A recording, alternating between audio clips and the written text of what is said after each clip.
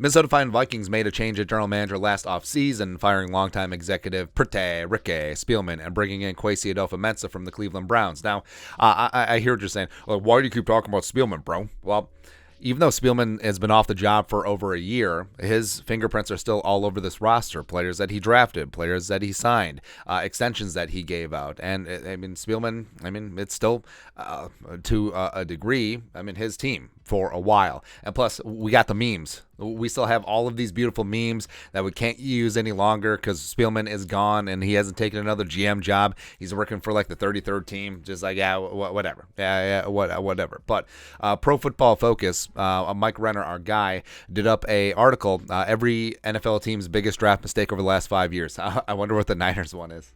Trey Lance, come on home, man. And what's interesting is that in a roundabout way, Mike makes a case that the Vikings' biggest draft mistake over the last 5 years somehow involves Danielle Hunter. And now, it's not saying that Danielle is a bust, obviously, but let's explore. The Vikings' biggest mistake, according to Mike Renner, in the draft for the last 5 years, the Danielle Hunter blueprint. It's notoriously difficult to find a game-changing edge rusher outside of the first round. The Vikings bucked the odds when they got just that in Danielle Hunter with the 88th pick in the 2015 NFL Draft. Since then, however, they've been trying to catch the same lightning in a bottle almost yearly with no avail. 2018, Jalen Holmes in the 4th. 2020, 4th rounder DJ Wanham, although DJ shown a couple of flashes. 2020, also jumping James Lynch, more of a 5-tech. 2021 3rd round Patrick Jones, even though PGA2 has shown a couple of flashes. And then also that same year 4th round Janaris Robinson, who ended up on the Eagles this year.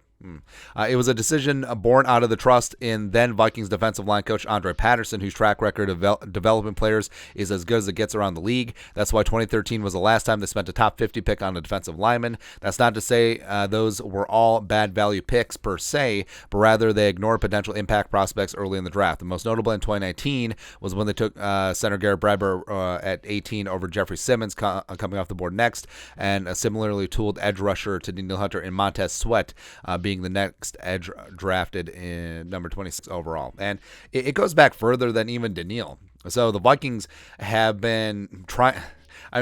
Maybe it's a little bit of cognitive dissonance, and maybe it's a little bit of, well, this has worked before, let's keep on going, because it goes beyond Danielle. So Danielle, 3rd round pick in 2015, and the reason he fell to the 3rd round, even though he had all the tools in the world, he had relatively low college production because of what he was asked to do in the LSU defense. He really was selfless, setting the edge, stopping the run, etc.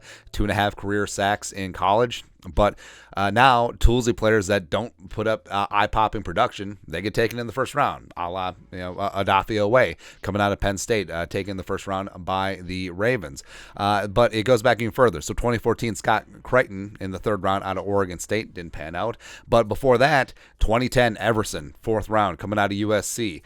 2007, Brian Robinson, 4th rounder, physical freak out of Texas. 2006, Ray Edwards, even though he's whatever.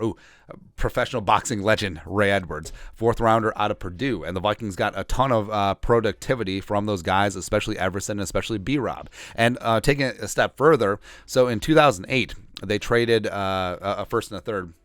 And something, maybe it's 2 firsts, whatever. They traded for Jared Allen from the Chiefs, and Jared Allen came into the league in 2004 as a 4th round selection out of Idaho State. So maybe it's a spot where Rick Spielman, who had been involved in the Vikings front office since 2006, he looked back and was like, hey, 2007 we got B-Rob, 2010 we got Everson, 2015 we got Danielle. I can just keep on going, baby.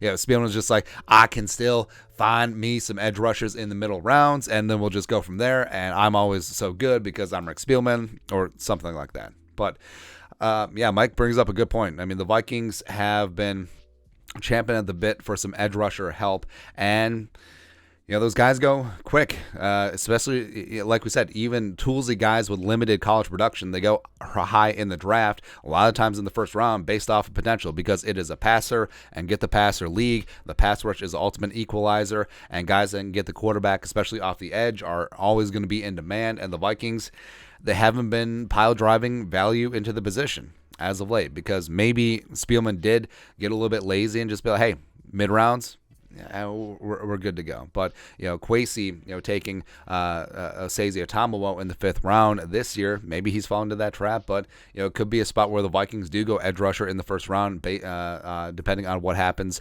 on other positions of need in free agency. So we'll see what happens. But our thoughts on Pro Football Focus's thoughts. Vikings' biggest draft mistake over the last 5 seasons, trying to replicate this.